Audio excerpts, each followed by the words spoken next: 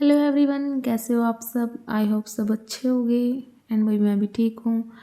तो भी फाइनली जिस दिन का हमें वेट था वो आ चुका है एंड ऑलमोस्ट जा ही चुका है। तो आज था मेरा एग्ज़ाम फर्स्ट शिफ्ट में। तो जो ये है, मैं अपना रिव्यू थोड़ा सा लेट शेयर कर रही हूँ क्योंकि भाई सुबह सुबह जल्दी गए थे तो फिर काम सारा ऐसे ही बिखरा हुआ था घर का। तो आने के बाद वो सारा फिनिश किया एंड फिर मतलब रियांस को खाना वगैरह खिलाना, इसी में बिज़ी हो गई तो मैं दिन में वीडियो नहीं बना पाई।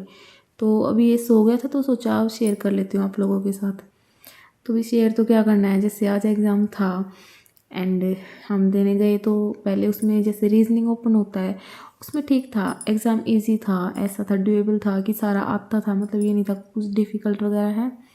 तो क्या हुआ, जैसे रीजनिंग का मैंने ओपन किया तो उसमें सारे क्वेश्चंस मेरे मतलब ऑलमोस्ट हो गए थे, सीरीज़ वगैरह पजल्स भी सारी बन गई थी। वो मैं अभी दिखा दूँगी आपको कि कौन कौन सी पजल्स आई थी, वो मैंने नोट डाउन कर रखी है। तो फिर क्या हुआ, जैसे लास्ट में एक पज़ल थी स्क्वायर वाली, वो मैंने लास्ट के लिए रखी थी इन आउट वाली, तो वो मेरी बन गई थी लास्ट में। एंड फिर क्या हुआ, वहाँ पे जो मेरी ख़राब किस्मत है उसने वहाँ पे अपना रंग दिखाया एंड मेरा माउस ख़राब हो गया। और फिर मतलब जैसे ना वो एक बड़ा हॉल टाइप सा था, उसमें ही था एग्ज़ाम। तो ना जैसे बुलाया मैंने टीचर्स को तो वो थोड़ी सी लेट आए, मतलब आए तो उनको वो तो बोलते ही आ गए थे, लेकिन जैसे ये टाइम तो लगता ही ना एग्ज़ाम में, टाइम आपको पता है कितनी स्पीड से जाता है। तो भी फिर 2-3 मिनट जो रहते थे ना रीजनिंग के उसके, क्योंकि मेरी पजल बन गई थी, उसके क्वेश्चन टिक होने रह गए थे।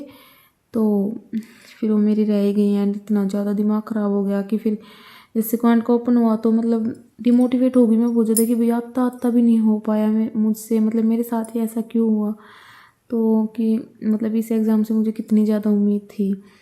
एंड फिर जैसे क्वांट में भी मतलब क्वांट में हो तो गया मेरा ठीक, ऑलमोस्ट सारा ही हो गया, मतलब 33 अटैम्प्ट किए मैंने क्वांट में। मतलब यही रहता है ना, अगर वो मेरा अच्छा हो जाता, वो हादसा मेरे साथ ना होता तो एक दो क्वेश्चन और डेफिनेटली क्वांट में अटैम्प्ट हो जाता है। एंड रीजनिंग में जो मैंने अटैम्प्ट किए, मतलब जो मेरे अटैम्प्ट हुए वो 34। एक क्वेश्चन जो मेरा मीनिंगफुल वाला रहता था वो मैं लास्ट में करने वाली थी।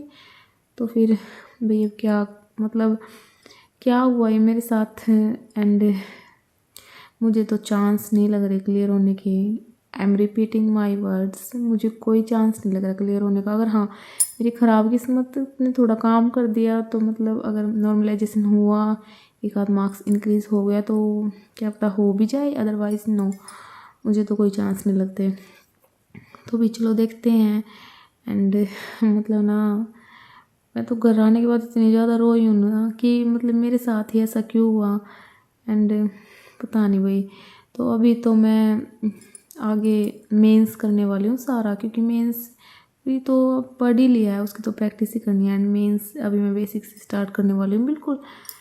तो आप बताना किसका एग्ज़ाम था आपका एंड कैसा हुआ है, क्या कुछ रहा, कितने अटैम्प्ट रहे हैं, कैसा आपका जो है एक्सपीरियंस रहा, प्लीज़ कमेंट में ज़रूर बताना। एंड ये अभी जो है कल कल तो नहीं, कल तो मुझे बहुत सारा काम करना, मुझे जैसे कपड़े वॉश करने हैं एंड एक दिन मेरे को किचन की सफाई करनी है। भैया अब जिम्मेवारियों से भी तो नहीं भाग सकते, ये भी तो अपने जो है हमारी जिम्मेवारी वो है, वो तो हमें कंप्लीट करनी ही है।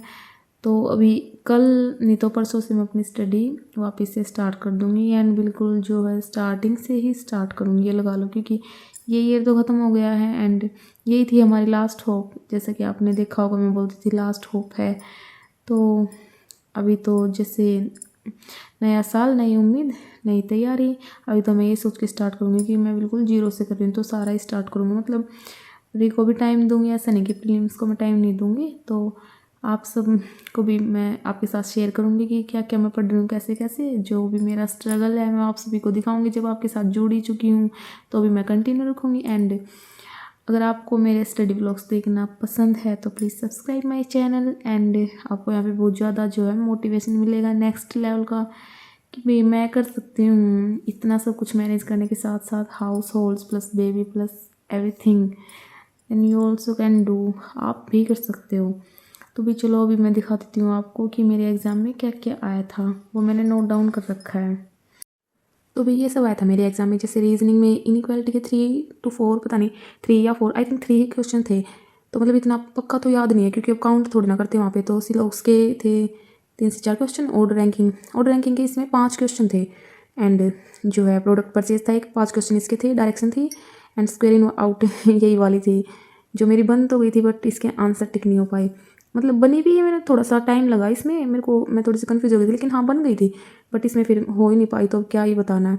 एंड ये वाला मैंने जो है मार्क फॉर रिव्यू कर दिया था, ये वाला भी नहीं हो पाया। सीरीज़ के हो गए थे 6 डेज पजल थी एक, जैसे मंडे टू सैटरडे डेज थे एंड चाइनीज़ कोडिंग हो गई थी। तो यहाँ पर रीजनिंग में मेरे अटैम्प्ट हुए 34 ओनली, और जो कि अनएक्सपेक्टेड हैं क्योंकि भाई मुझे बिलीव ही नहीं हो रहा है कि मैं सिर्फ इतना ही अटैम्प्ट करके आई हूँ।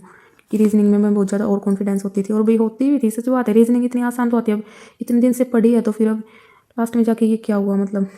तो ये कमेंट में सिंप्लीफिकेशन थी, रॉन्ग सीरीज़ मैंने लास्ट के लिए छोड़ी थी क्योंकि भाई मेरे से बनती नहीं है, मतलब बनती तो है, थोड़ा टाइम टेकिंग होती है मेरे लिए। तो फिर मेरे को लगा इनको मैं लास्ट में ही करूँगी, तो मैंने ये छोड़ दी थी। एंड ये वाली मेरी फिर रह ही गई क्योंकि मुझे टाइम ही नहीं मिला करने का, मतलब टाइम ओवर हो चुका था मेरा। क्योंकि कुछ एक तो जो आपके साथ ऐसा कुछ हो जाता है तो माइंड वैसे भी ख़राब ही हो जाता है, फिर वो स्पीड रहती नहीं है ना जो स्टार्टिंग में एक रिदम बनता है। तो ये फिर एक थी ये DI टैबलो, इसमें थे 3 सब्जेक्ट ABC के थे, मतलब साइंस था, इकोलॉजी एंड सोशियोलॉजी कुछ था। एंड फिर उनका डाटा था तो ऐसे करना था। एंड DI के क्वेश्चन भी ऐसा नहीं है कि बिल्कुल सिंपल थे, नहीं अच्छे खासे थे भी, लेवल तो पेपर का अच्छा था। पजल्स भी ऐसे नहीं है कि मुझे ना, बेसिकली मैं सच बताऊँ तो मुझे IBPS क्लर्क की जो पजल्स हैं उनका लेवल इनसे लो लगा। क्योंकि एंड बोलते तो ये है कि जो RRB क्लर्क का एग्जाम होता है वो सबसे ज़्यादा ईजी होता है, लेकिन मुझे इसके कंपेरिजन में वो वाला ज़्यादा ईजी लगा था रीजनिंग का। तो भैया आप बताना, आपका फर्स्ट शिफ्ट में था तो आपको क्या लगा, कैसा लगा। एंड फिर ये थी बार क्राफ्ट DI, इसमें जैसे 3 मंथ थे, मार्च अप्रैल मई। एंड 2 जैसे एक तो फ्लैट था, सेल थी, एक और था अमेजोन टाइप कुछ समथिंग। तो फिर ये वाले भी हो गए थे, अर्थमेटिक के थे। बाकी क्वेश्चंस ये देखो, मेरे को ये याद, पार्टनरशिप मेरा हो गया था, PNL हो गया था, SICI, percentage, train, age, mixture, ratio, mensuration वाला ना मेरे लास्ट में ओपन नहीं हुआ था, मैं करने ही लग रही थी उसको, मतलब कर ही रही थी। तो फिर टाइम ओपन हो गया, ये वाला भी नहीं हुआ। फिर बोट वाला जैसे बोल रहे हैं, लेकिन मैं वहाँ तक पहुँची नहीं, शायद ये भी था।